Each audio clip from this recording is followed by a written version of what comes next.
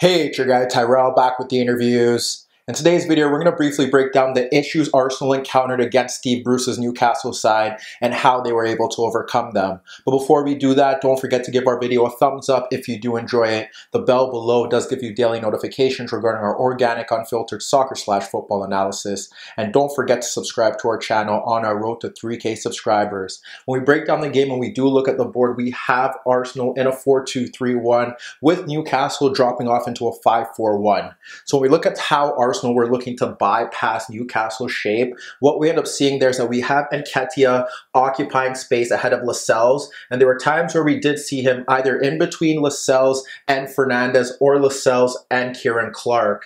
We had Mesut Ozil, who was caught in between the lines, and the biggest issue that Arsenal had in those opening 20 to 30 minutes was the fact that they couldn't get service into him based off of Newcastle's narrow four-man midfield. So Ozil was often ahead of Clark trying to get the ball, and it was a bit odd that we didn't see him drop off deeper to try and start plays and pull Newcastle defenders out of positions.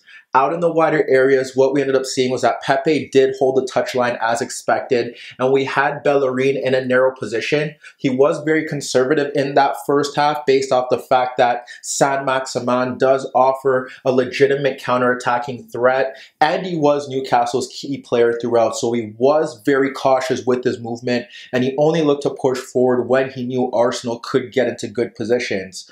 On the left-hand side, what we ended up seeing was that Saka was allowed to push forward, and he was pegging back Lazaro based off the fact that we did see Aubameyang adopt narrow positions ahead of Fernandes, and sometimes he would plug into that gap in between Fernandes and Lascelles.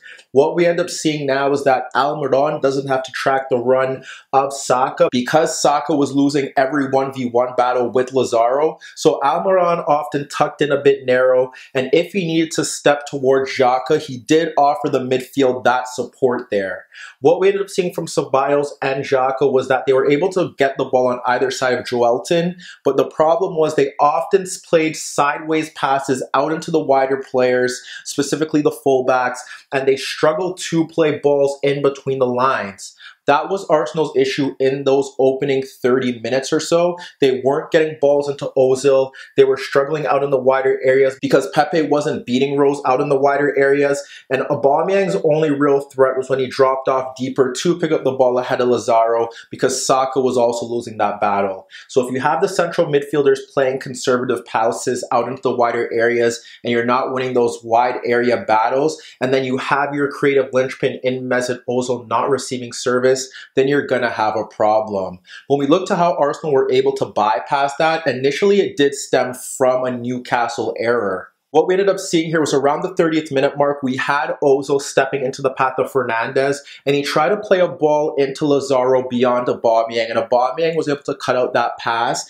and Xhaka ended up nodding it in between Longstaff and Bentaleb for Ozil, who flicked the loose ball over Longstaff and then cut onto his left foot ahead of Longstaff. And what we saw Ozil do is that he was able to play the ball in between the Newcastle midfield duo to find Aubameyang breaking forward in that left channel ahead of Fernandes. You have Aubameyang 1v1 running at Fernandes, and he opts to cut to the outside in left half space, and he's able to fire a low effort on goal that Dubravka does push away. But that play did stem through transition where we had Lazaro high, and we were able to have Ozil get on the ball ahead of that midfield bank, and he was able to get Aubameyang into a goal scoring position, and that's what we need to see more of from the German. Shortly after that, we end up having Xhaka from a central zone playing a pass in between the Newcastle midfield for Ozil between the lines. We end up having Clark step forward into Ozil's path, and Ozil ends up scoring the ball back into the path of Xhaka. But what we end up seeing here is that we have Bellerin higher up the pitch, and that does peg back Saint-Maximin, and Bellerin's movement ends up creating a large gap in between Bentaleb and Saint-Maximin that Ozil's able to drop into. So Xhaka ends up playing that pass across Bentaleb into the path of Ozil once again. But this time, when Ozil does receive the ball between the lines, he locates Aubameyang making a run in between Lascelles and Fernandes to take them out of position. And it allows Nketiah to drop off Fernandes to receive Ozil's pass across Clark, and he side foots his first time effort at Dubravka. But once again, we have Ozil finding gaps in between the lines, and we end up seeing the movement of Aubameyang creating space for Nketiah to get into a goal-scoring position because he took out two Newcastle center backs with his darting run. And when we look to one final example, we have Xhaka from a deeper position, splitting Joelinton, who is covering for Almiron, caught out of position, and Longstaff to find Ozil darting off Longstaff in between the lines. Ozil receives the ball and he ends up squaring it across Bentaleb into the path of Aubameyang, and Aubameyang fires a shot off the stepping Clark that does fly inches over the net. But in these few chances that we do break down, we have Ozil breaking in between the lines to receive the ball. And we also ended up seeing Ceballos and Xhaka's deeper positions end up causing Newcastle problems. They could push forward and then engage in a pressing game with Bentaleb and Longstaff, but they took deeper positions, and although their passes in those earlier stages was conservative and one of the issues Arsenal were struggling in that opening period, what we ended up seeing here was as the gaps opened up, Xhaka in particular was able to find Ozil between the lines, and Ozil was the key linchpin to Arsenal's best moves in those final 15 minutes. However, Newcastle did cause Arsenal some problems in that opening half, and it stemmed through the running of Almiron and Saint-Maximin in transition. Those two Newcastle wide players are very good ball carriers, and they help Newcastle evade long spells of pressure by carrying the ball into the opposition's half, and we ended up seeing this here on several occasions where Almiron or Saint-Maximin on their own dribbled into Arsenal's half, sometimes against 2 or 3 Arsenal defenders, but what ended up happening there was that they lacked service. They either won a foul, got crowded out, or when they did get into a good area, they lacked the finish or that final ball. Nonetheless, we did see them get into some good areas, and frankly, the one issue that you can have with this Newcastle side is that Saint-Maximin and Almiron, for as good as they are in transition, just simply aren't clinical when they get into the final third. Initially, what we end up seeing here, Ceballos square the ball into the path of Bellerin ahead of Bentaleb, and Bentaleb shifts over to Bellerin and does end up winning the ball off him and allows Saint-Maximin to break at the Arsenal backline. Bentaleb continues his run down that left channel, and before Xhaka can get across to stop Saint-Maximin, he slides the ball out to Bentaleb, breaking into left half space, and when Mustafi gets across, Bentaleb fires a low cross into the path of Leno, and danger is averted. Shortly after that, we have Rose pressed by Pepe, sliding the ball out to Saint-Maximin, dropping off and dragging out Bellerin. And when Pepe does look to help Bellerin with Ceballos shifting over, we have Pepe holding off Bellerin and Pepe and drifting centrally as Rose makes an overlapping run. And when Rose makes the overlapping run, we see Saint-Maximin clip the ball over Ceballos, Bellerin, and Pepe for Rose to break into that left channel. Mustafi does come across, but when Rose gets into a good area, he ends up playing a low cross into the path of Joelinton, but David Luiz makes a last-ditch tackle to ensure that the Newcastle striker can't test Leno in a very good position. And when we look to one final example, what we end up seeing here is Almiron dropping off the ball into the path of Bentaleb, and he shifts the ball out to Longstaff, and Longstaff instantly facilitates the ball into Saint-Maximin holding the touchline.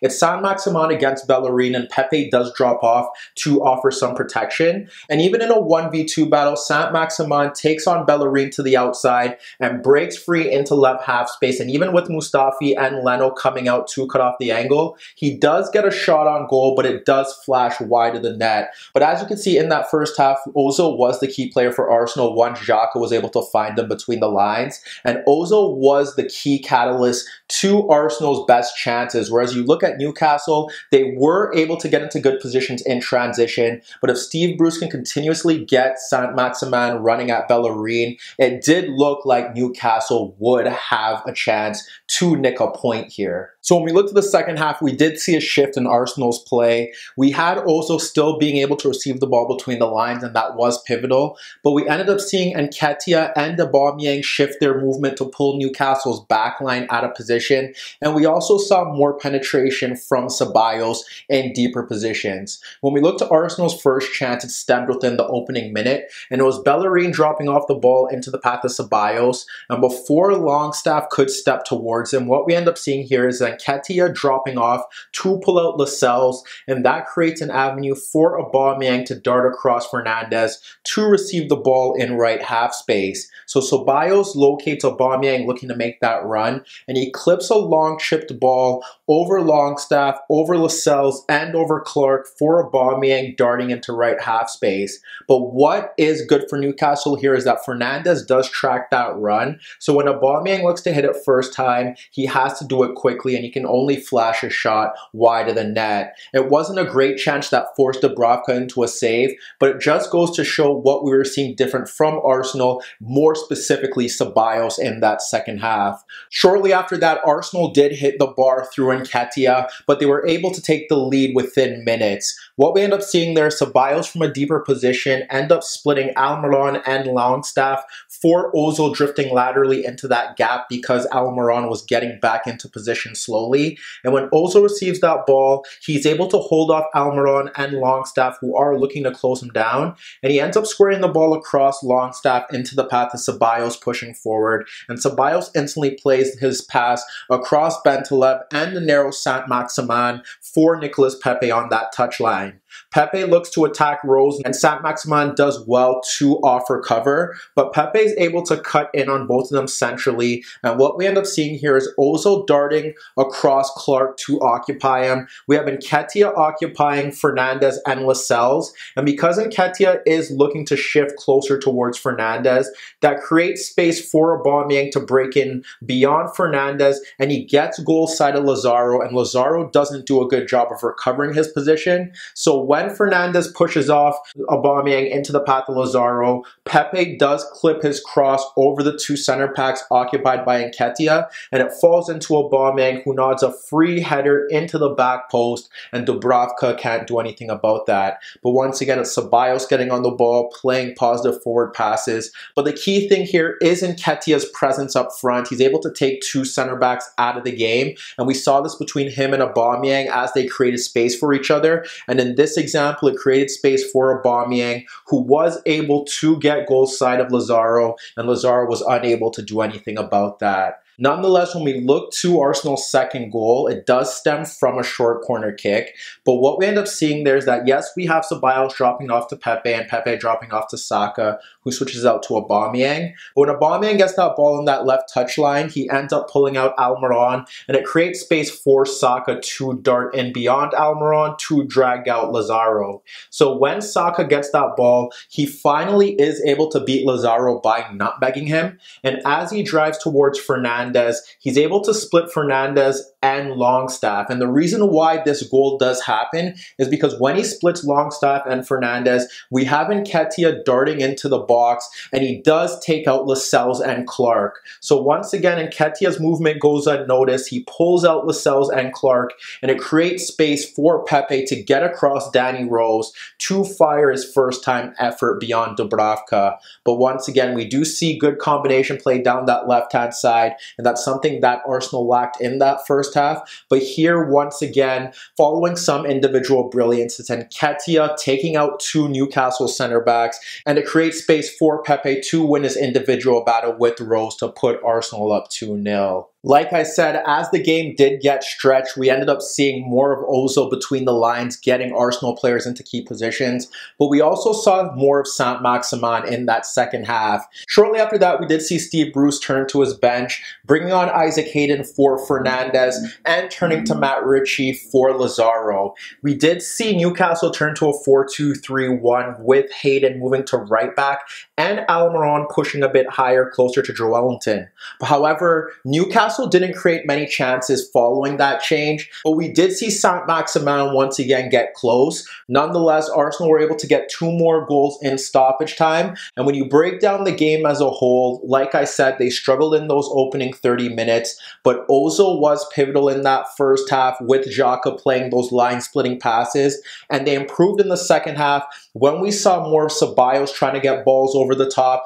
And we ended up seeing Nketiah and Aubameyang create space for their teammates. We saw that in the first half, but in that second half, they were able to occupy the center backs, and that allowed key Arsenal players to get into 1v1 situations or free space to punish this Newcastle backline, who ran out of steam as they struggled to chase shadows across that pitch for 90 minutes. And Arsenal finally got those penetrative passes into those key zones, and they made the difference there. But let me know what you guys think. Can this Arsenal side finish in the top 4? And if they don't, who do you think they should pick up in the summer that will help them reach their goals? Meet me in the comments below. Don't forget I upload videos every day, and don't forget to subscribe to my channel. And once again, if you like this video, make sure to give it a thumbs up. And that was your daily dose of the interviews.